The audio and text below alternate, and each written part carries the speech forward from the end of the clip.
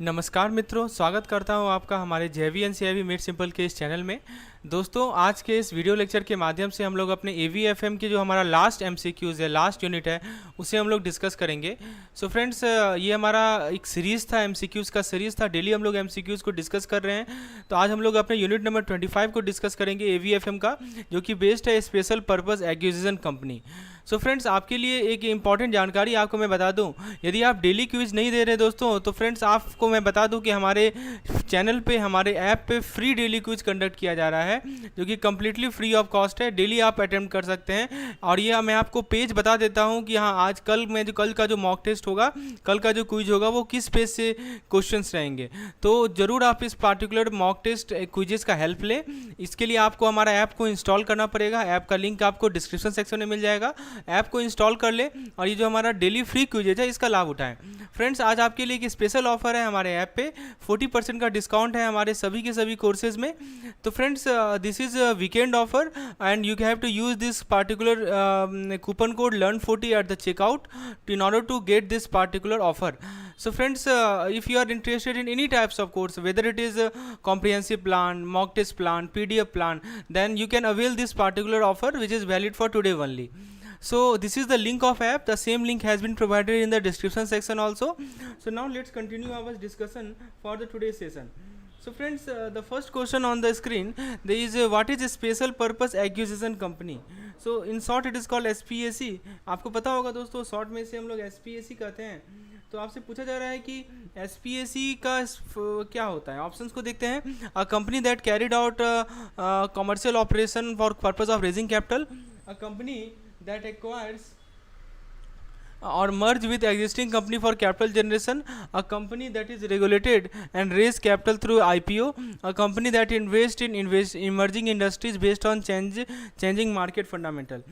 दोस्तों, सही जवाब है इसका ऑप्शन नंबर बी। मैं समझाता हूँ क्यों ऑप्शन नंबर बी सही जवाब है। दोस्तों देखिए, SPAC एक सेल कंपनी है जो कि पैसा को रेज करती है IPO के माध्यम से, राइट। तो जो भी पैसा रेज किया जाएगा उसे वो एक्वायर करती है या एग्जिस्टिंग प्राइवेट कंपनी के साथ मर्ज करती है। तो ये जो एक्विजिशन या मर्जर है, इसे DSPAC ट्रांजैक्शन कहते हैं। तो जो प्राइवेट कंपनी है वो पब्लिक कंपनी हो जाती है SPAC के IPO के माध्यम से। तो जरा ऑप्शन वाइज चलते हैं। पहला ऑप्शन कह रहा है कि company that carries out commercial operation for the purpose of raising capital. तो ये गलत है, क्योंकि SPAC कोई कमर्शियल ऑपरेशन कैरी आउट नहीं करती है, राइट। ये एक सेल कंपनी है। कैसी कंपनी है दोस्तों? This is a shell company that do not have any asset और लाइबिलिटी। ना ही इसकी कोई एसेट है और ना ही इसकी कोई लाइबिलिटीज है। Okay, so option number A is incorrect. Option B को देखते हैं। बी में कह रहा है कि कंपनी दैट एक्वायर्स और merge with existing company for capital generation. ये गलत है दोस्तों, सॉरी, और ये सही है। ऑप्शन सी को देखते हैं। ऑप्शन सी कह रहा है कि a company that is regulated and raise capital through an IPO। तो ऑप्शन सी गलत है, क्योंकि SPAC is not regulated like an IPO, right. तो ये एक लीनियंट प्रोसेस है जिसमें SPAC को कैपिटल क्विकली रेज करना होता है, right. It has to raise capital very quickly. This is a lenient process. And the option D is a company that invest in emerging industry. तो SPAC emerging industry में invest नहीं करती। ये acquire कर सकती है, मर्ज हो सकती है किसी दूसरे कंपनी के साथ, चाहे इंडस्ट्री कुछ भी हो। तो ऑप्शन बी सही जवाब है कि ये ऐसे कंपनी जो कि एक्वायर होगी या मर्ज होगी एग्जिस्टिंग कंपनी के साथ। मैंने आपको बताया ना, एक सेल कंपनी होती है जो कि IPO के माध्यम से कैपिटल रेज करती है। तो जो भी पैसा वो रेज करती है उसे वो मर्ज करती है, एक्वायर करती है एग्जिस्टिंग प्राइवेट कंपनी के साथ। और ये जो एक्विजिशन होता है इसे DSPAC ट्रांजैक्शन कहते हैं। So please remember this terms, each and every concept I am making you clear. Now let's see the next question. Next question, which term is commonly used as alternative name for SPAC? SPAC के alternative name में कौन से term को commonly use किया जाता है? Blank check company, special acquisition enterprise, capital acquisition fund, reverse merger corporation. दोस्तों, सही जवाब है इसका ब्लैंक चेक कंपनी। मैं आपको समझाता हूँ why this is called blank cheque company. देखिए, ब्लैंक चेक कंपनी वैसी कंपनीज होती है जो कि अल्टरनेटिव नाम है SPAC का, क्योंकि ये एसेंशियली ऐसी कंपनीज है जिनके पास कोई स्पेसिफिक बिजनेस प्लान नहीं है। तो की पॉइंट क्या है दोस्तों? No business plan. ओके, तो इनके पास कोई बिजनेस प्लान नहीं है और कोई पर्पस नहीं है सिवाय कि वो पैसा रेज करे IPO के माध्यम से और उस पैसों को यूज करके वो मर्ज कर ले किसी अनआइडेंटिफाइड कंपनी में। तो ये जो टर्म आया है ब्लैंक चेक, ब्लैंक चेक का मतलब क्या होता है दोस्तों? तो ब्लैंक चेक का मतलब ये होता है कि इन्वेस्टर जो है SPAC के मैनेजमेंट को एक ब्लैंक चेक दे रहे हैं। यानी इन्वेस्टर जो हमारे मैनेजमेंट है एसपीएसी के जो मैनेजमेंट हैं इन्हें क्या दे रहे हैं, इन्हें दे रहे हैं blank cheque, they are giving them blank cheque. Okay, तो ताकि वो इस एक्वायर कर लें किसी कंपनी को जो उन्हें लगता है फिट हो। तो बाकी ऑप्शंस को देखते हैं। सेकंड ऑप्शन है हमारा स्पेशल एक्विजिशन इंटरप्राइज। तो ये एक फॉर्मल नेम है एसपीएसी का, लेकिन ये कॉमनली यूज नहीं होता है। कैपिटल एक्विजिशन फंड ये जनरल टर्म है जिसका मतलब किसी भी तरह का इन्वेस्टमेंट फंड जो कि कंपनी के साथ एक्वायर कर ले या मर्ज कर ले। और लास्ट है रिवर्स मर्जर कॉर्पोरेशन। तो ये भी एक तरह का कंपनी होती है जो कि मर्ज होती है पब्लिक कंपनी के साथ ताकि पब्लिक जा सके। ये एसपीएसी से अलग होती है। तो फ्रेंड्स होपफुली आपको समझ में आ गया होगा कि क्यों एसपीएसी को ब्लैंक चेक कंपनी कहते हैं। इसके अलावा कुछ और पॉइंट ध्यान रखिए एसपीएसी के बारे में। एसपीएसी को हम लोग सेल कंपनी भी कहते हैं क्योंकि इनके पास कोई एसेट या ऑपरेशन नहीं होता। एसपीएसी को लीड करने के लिए कुछ एक टीम होते हैं इन्वेस्टमेंट बैंकर के, राइट, इन्वेस्टमेंट बैंकर के टीम्स होते हैं, बैंकिंग एग्जीक्यूटिव्स के टीम्स होते हैं। एसपीएसी को प्राइवेट कंपनी यूज करती है ताकि वो पब्लिक जा सके बिना आईपीओ प्रोसेस से गो थ्रू होते हुए। और एक प्रोसेस का नाम मैंने आपको बताया डीएसपीएसी ट्रांजैक्शन। तो ये रिस्की होता है इन्वेस्टर के लिए क्योंकि इसके अंदर कंपनी इन्वेस्ट कर रही होती है, वैसे कंपनी में इन्वेस्ट कर रही होती है जिसके बारे में ज़्यादा जानकारी नहीं होता है। इस रिस्क के बावजूद एसपीएसी पॉपुलर हुआ है रिसेंट ईयर्स में। 2021 में एसपीएसी का रिकॉर्ड $800 बिलियन आईपीओ में रेज किया गया, लेकिन एसपीएसी मार्केट 2022 में कूल्ड ऑफ हो गया क्योंकि दोस्तों एसपीएसी के हाई वैल्यूएशन का कंसर्न आ गया और जो हमारे क्वालिटी एक्विजिशन टारगेट हैं इसका लैक होना। So that's why this segment cool down. Now let's see the next question, question number 3। Question number 3 में पूछा जा रहा है कि किस कंट्री में एसपीएसी अपने पॉपुलैरिटी को एक्सपीरियंस किया, राइज किया है। अप्रॉक्सीमेटली 250 एसपीएसी 2020 में स्टैब्लिश हुआ है। सही जवाब है इसका यूनाइटेड स्टेट। तो 2020 में 250 एसपीएसी को स्टैब्लिश किया गया यूनाइटेड स्टेट में। इस प्रकार से ये एक ऐसा कंट्री बना जिसके पास सबसे ज़्यादा एसपीएसी है। तो ये एक सिग्निफिकेंट इंक्रीज था पिछले साल से जहाँ पे मात्र 100 एसपीएसी थे। तो इसके पीछे कुछ रीज़न था। पहला रीज़न था कि जो हमारा 2020 का स्टॉक मार्केट था वो काफ़ी ज़्यादा स्ट्रॉन्ग था जिस कारण से एसपीएसी को कैपिटल रेज करने में आसानी हुई। तो सबसे पहला पॉइंट क्या बताया मैंने आपको, स्ट्रॉन्ग स्टॉक मार्केट। ठीक है, स्टॉक मार्केट जो है काफ़ी ज़्यादा आपका स्ट्रॉन्ग था 2020 में और इस कारण से जो रेगुलेटरी इन्वायरमेंट था एसपीएसी का वो फेवरेबल था यूएसए में। एसपीएसी का जो राइज जो है यूनाइटेड स्टेट में इसके कारण कुछ कंसर्न हुए हैं फ्रॉड के या अब्यूज़ के, लेकिन जो हमारे एसईसी हैं, एसईसी क्या होते हैं, सिक्योरिटी एंड एक्सचेंज कमीशन, इसने स्टेप लिया है इन सभी कंसर्न्स को एड्रेस कर सकें और एसपीएसी मार्केट अभी भी वाइबल ऑप्शन है प्राइवेट कंपनी को जो कि पब्लिक होना चाह रही है। तो होपफुली आपको समझ में आ गया होगा। चलिए क्वेश्चन नंबर 4 पे आते हैं। Now let's see the question number 4 that is on your screen. Question में पूछा जा रहा है कि why does the Indian regulatory framework not allow the creation of blank cheque company. यानी भारत के जो रेगुलेटरी फ्रेमवर्क है इन्होंने ब्लैंक चेक कंपनी को बनाने के लिए अलाउ क्यों नहीं किया। देखिए अभी मैंने आपको ब्लैंक चेक कंपनी के बारे में बताया था। तो this is an alternative name of SPAC. Blank cheque company जो है एसपीएसी का क्या है दोस्तों, अल्टरनेटिव नेम है।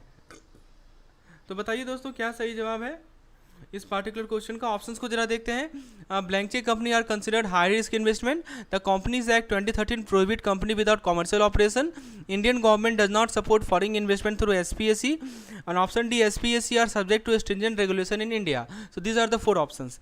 दोस्तों देखिए सही जवाब है इसका ऑप्शन नंबर बी। जो कंपनीज एक्ट 2013 है ये प्राइमरी लेजिस्लेशन है जो कि गवर्न करता है भारतीय कंपनी को। तो देखिए इसके अंदर सेक्शन 2 सब सेक्शन 68 ये कहता है कंपनी को कि एक ऐसा कंपनी जो कि फॉर्म और रजिस्टर्ड होती है इस एक्ट के अंतर्गत। तो इसका मतलब कि कंपनी के पास कुछ तो कमर्शियल ऑपरेशन होना चाहिए ताकि वो रजिस्टर्ड हो सके कंपनीज एक्ट के अंतर्गत। जहाँ तक बात है इस ब्लैंक चेक कंपनीज की, तो ब्लैंक चेक कंपनी के पास कोई कमर्शियल ऑपरेशन होता ही नहीं है। मैंने अभी आपको बताया they do not have any commercial operation, इसीलिए इस सेल कंपनी है। तो जिसको फॉर्म ही किया गया है कि वो कैपिटल रेज करे आईपीओ के माध्यम से और फिर जो है दूसरे अनआइडेंटिफाइड कंपनी को एक्वायर कर ले या मर्ज कर ले। तो ये जो एक्विजिशन होता है, मर्जर होता है, इसे हम लोग क्या कहते हैं, DSPAC ट्रांजैक्शन या यस।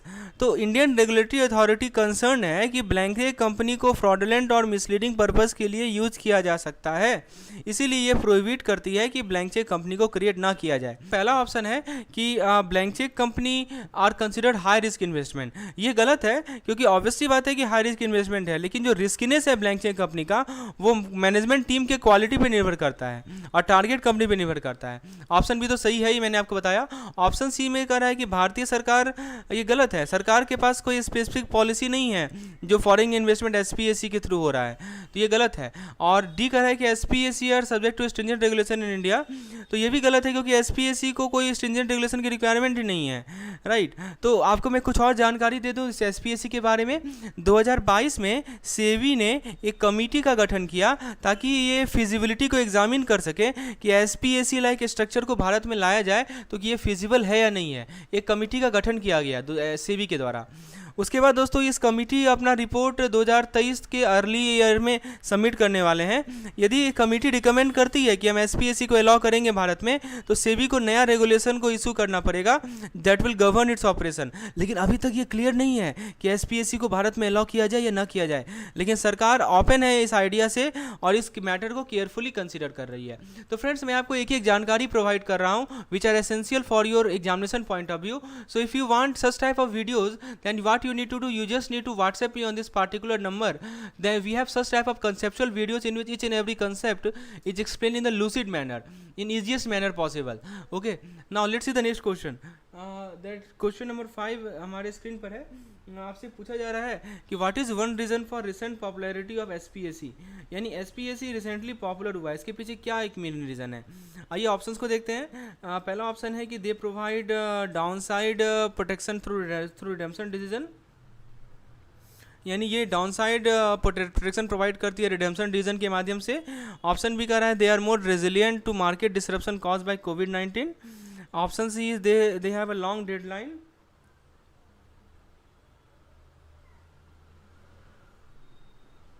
ऑप्शन बी कह रहा है दोस्तों कि इनके पास लॉन्गर डेडलाइन है 2 साल का सक्सेसफुल एक्विजिशन के लिए।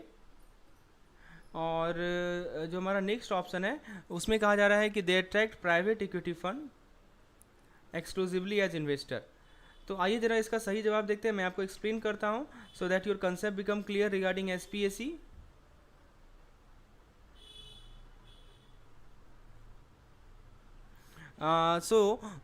This question is regarding what is one of the reason for the recent popularity of especially purpose acquisition company, right? So recently ये पॉपुलर हुए हैं, इनके पीछे क्या रीज़न है।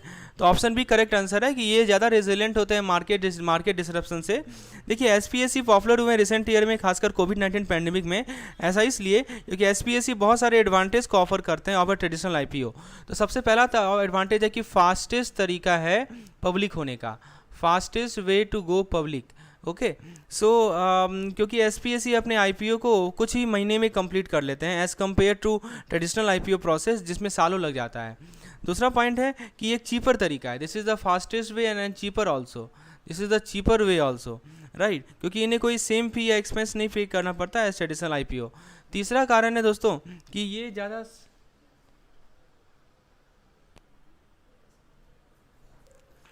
ये ज़्यादा सर्टेनिटी ऑफर करता है इन्वेस्टर को, as SPAC have already raised capital through their IPO, so investor know that there is money available to acquire a target company. तो कोविड-19 पैंडेमिक के कारण ट्रेडिशनल आईपीओ डिफिकल्ट हो गया और इन्वेस्टर्स जो है कॉशियस हो गए about investing in risky asset. SPAC को मेजर अट्रैक्टिव ऑप्शन के रूप में देखा जा रहा है जो भी कंपनी पब्लिक होना चाह रही है पैंडेमिक से पहले, राइट। तो ऑप्शंस के थ्रू चलते हैं। ऑप्शन ए कह रहा है हमारा कि they provide downside protection through redemption decision. ये गलत है कि एसपीएसी कोई डाउनसाइड प्रोटेक्शन नहीं प्रोवाइड करता, इन्वेस्टर पैसा लूज कर लेंगे यदि टारगेट कंपनी जिसके साथ एसपीएसी मर्ज हो रही है वो यदि खराब परफॉर्म करेगी। तो यहाँ कोई प्रोटेक्शन की परफॉर्मेंस की प्रोवाइडर की कोई कोई ऐसी कोई प्रावधान नहीं है। ऑप्शन बी तो सही है, मैंने आपको बताया। Option C they have a longer deadline, तो ये भी गलत है क्योंकि एसपीएससी के पास कोई लॉन्गर डेडलाइन नहीं होता है 2 साल का। सक्सेसफुल एक्विजिशन का जो डेडलाइन है वो होता है 24 मंथ का, लेकिन इसको एक्सटेंड किया जा सकता है एसपीएससी के बोर्ड ऑफ डायरेक्टर के द्वारा। और ऑप्शन डी कर रहा है, ये भी गलत है क्योंकि एसपीएससी किसी प्राइवेट इक्विटी फंड को इन्वेस्टर के रूप में अट्रैक्ट नहीं करती। एसपीएससी को इन्वेस्ट किया जा सकता है किसी के द्वारा, चाहे रिटेल इन्वेस्टर हो, इंस्टीट्यूशनल इन्वेस्टर हो या प्राइवेट इक्विटी फंड हो। ऐसा कोई प्राइवेट इक्विटी फंड ही होगा ऐसा कोई जरूरी नहीं है। तो होपफुली आपको ये कंसेप्ट क्लियर हो गया होगा। Option number B correct answer है। Friends, this is CIB comprehensive course. Comprehensive plan है आपके लिए, पीडीएफ है, वीडियोस है, मॉक टेस्ट है, डेली क्विजेज है, and also we provide capsule PDF for your fast revision. So each and every content is provided included in this particular course. So if you are interested in this particular course, you need to install our app JIV and CIV Made Simple. The link is provided in the description section. आप उसे install कर लें और इस particular course को आप avail कर सकते हैं, सारे कंटेंट को आप अवेल कर सकते हैं। चलिए आगे बढ़ते हैं। नेक्स्ट क्वेश्चन आपके स्क्रीन पर है, पूछा जा रहा है कि जो भी पैसा एसपीएससी कलेक्ट करती है उस पैसे का क्या होता है, ठीक है। What happens to the money collected by the SPSC. So let's see the option. Option number A, इसको डिस्ट्रीब्यूट कर दिया जाता है अंडर राइटर और इंस्टीट्यूशनल इन्वेस्टर के बीच में। ऑप्शन बी कह रहा है कि it is use for day to day operation of SPSC. Option C, it is placed in a trust account that earn interest. Option D is return to the investor immediately after the IPO. दोस्तों सही जवाब है option number सी। Basically इसको trust account में डाला जाता है। जब भी कोई एसपीएससी कैपिटल रेज करती है किसी आईपीओ के माध्यम से तो उस पैसे को ट्रस्ट अकाउंट में डाला जाता है। और ये जो दोस्तों ट्रस्ट अकाउंट होता है ना, ये कौन मैनेज करता है? थर्ड पार्टी मैनेज करती है। This is manage by home? This is manage by third party. जैसे कि बैंक हो गई या कोई ट्रस्ट कंपनी हो गई, जो भी ट्रस्ट अकाउंट में पैसा होता है वो इंटरेस्ट अर्न करता है जब तक एसपीएससी अपने मर्जर को या एक्विजिशन को कंप्लीट ना कर ले। यदि एसपीएससी अपने मर्जर या एक्विजिशन को कंप्लीट नहीं करती है with in a specified period of time, तो जो ट्रस्ट अकाउंट का पैसा है वो इन्वेस्टर को वापस कर दिया जाता है। अब जब ऑप्शन वाइज चलते हैं, it is distributed among the under writer and institutional investor. तो दोस्तों अंडर राइटर और इंस्टीट्यूशनल इन्वेस्टर कॉम्पेंसेट किए जाते हैं फीस के माध्यम से, जो कि वो चार्ज करते हैं जब ड्यूरिंग द एसपीएससी आईपीओस, तो इनको फी मिलता है। तो इसका जो ट्रस्ट का पैसा है वो उन्हें डिस्ट्रीब्यूट नहीं किया जाता। ऑप्शन भी गलत है, day to day operation of SPSC में यूज किया जाता है, ये गलत है। एसपीएससी के पास कोई डे टू डे ऑपरेशन होता ही नहीं है जब तक वो मर्जर या एक्विजिशन को कंप्लीट ना कर ले। ऑप्शन सी सही है। ऑप्शन डी का right is return to the investor immediately after the IPO. ये भी गलत है कि जो पैसा ट्रस्ट अकाउंट में होता है वो इन्वेस्टर को आईपीओ की इमीडिएटली बाद नहीं रिटर्न किया जाता। जो मनी है वो तभी रिटर्न किया जाएगा यदि एसपीएससी मर्जर या एक्विजिशन को कंप्लीट नहीं करती within a specified period of time. तो option number C is the correct answer to this particular question. आइए नेक्स्ट क्वेश्चन को देखते हैं। नेक्स्ट क्वेश्चन में आपसे पूछा जा रहा है कि what can the fund from trust account of SPSC be used for. अभी देखिए सही सवाल है कि जो ट्रस्ट अकाउंट में जो पैसा होता है एसपीएससी का, उस फंड को कहाँ यूज किया जाता है, कैसे यूज किया जाता है, दिस इज द क्वेश्चन। तो let's see the option that we have. So the first option is investing in other SPSC, यानी कि दूसरे एसपीएससी में इन्वेस्ट करना। ऑप्शन बी है कि day to day operation of SPSC को फंड करना। तीसरा ऑप्शन है कि कंपनीज को एक्वायर करना। और चौथा ऑप्शन है कि इन्वेस्टर को डिविडेंड डिस्ट्रीब्यूट करना। दोस्तों देखिए मैं समझाता हूँ आपको, जो भी फंड है ट्रस्ट अकाउंट का एसपीएससी का, उसे केवल एक पर्पज़ के लिए यूज किया जाता है कि हम दूसरे कंपनी के साथ एक्वायर करें या मर्ज करें। तो ये ऑप्शन नंबर सी सही जवाब है, ठीक है। एसपीएससी फंड को किसी अदर पर्पज़ के लिए यूज नहीं कर सकती, जैसे कि वो दूसरे एसपीएससी में इन्वेस्ट करे, डे टू डे ऑपरेशन में फंड करे। ऐसा इसलिए क्योंकि एसपीएससी कैसी कंपनी है दोस्तों? सेल कंपनी है, राइट।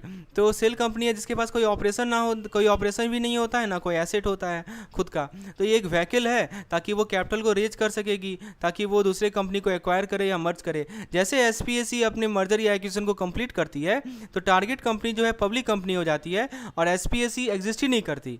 तो जो फंड का यूज है ट्रस्ट अकाउंट का, वो स्ट्रिक्टली रेगुलेट किया जाता है किसके द्वारा? एसईसी के द्वारा। एसईसी कौन है? Security and exchange commission. तो एसपीएससी इन्वेस्टर को डिटेल इन्फॉर्मेशन प्रोवाइड करेंगे कि कैसे उस फंड को यूज किया जाएगा एसपीएससी के प्रॉस्पेक्टस में। तो I think the concept is clear now. Now let's see the next question that we have. Which is one of possible use of the interest accrued from the trust account of SPSC? SPSC के जो trust account से interest को accrue किया गया उसका possible use क्या है? पहला ऑप्शन कह रहा है कि एसपीएससी को वर्किंग कैपिटल प्रोवाइड करना।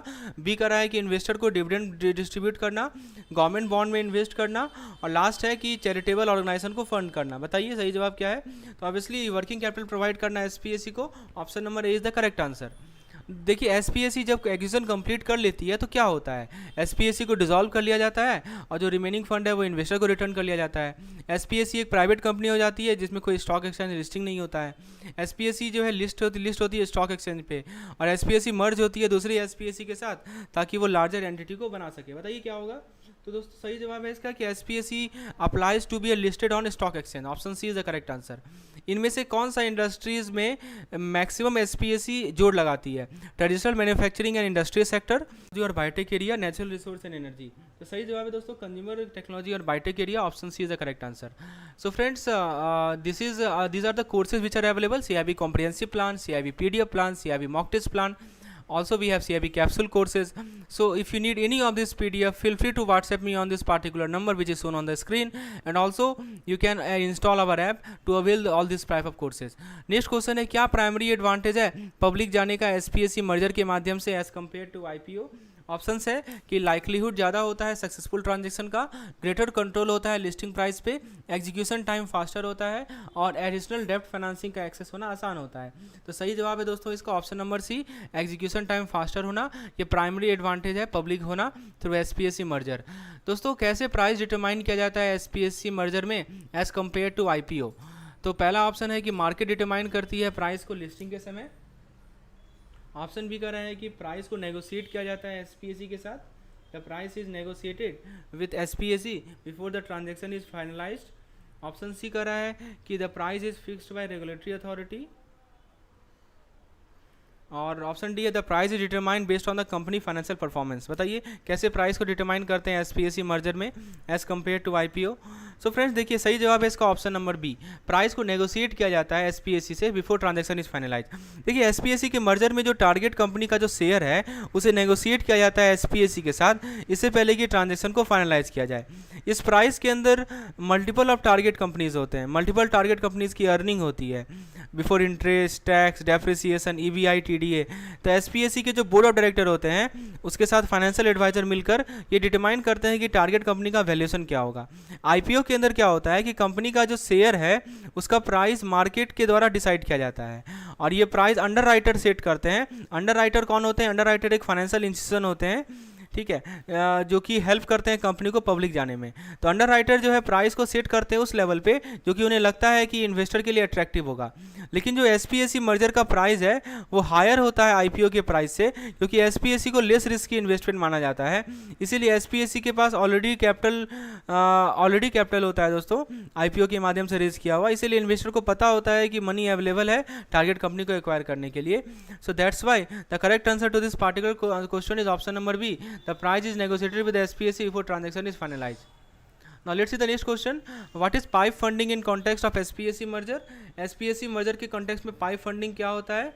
तो ऑप्शन है कि funding provided by retail investor during the IPO, funding raised by SPSC is sponsored to finance the transaction and support growth, funding obtained through government grant and subsidies, funding generated from sales of company asset.